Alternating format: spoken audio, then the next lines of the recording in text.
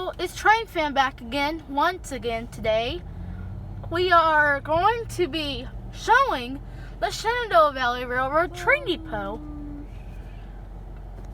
And Train Fan, what's your favorite part about the Shenandoah Valley Railroad train depot?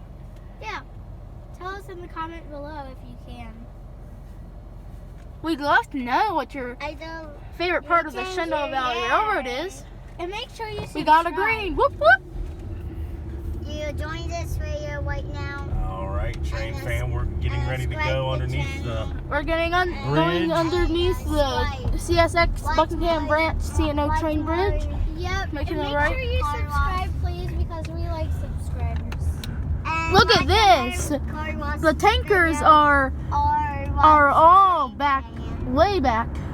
Bye. Look at that. We're so close to these cars. Hi. and they've recently done some work here at Yes. the train depot and expanded. There's the 5940 DGVR. There's 367. There's Baltimore and Ohio. A switcher and the CNO caboose.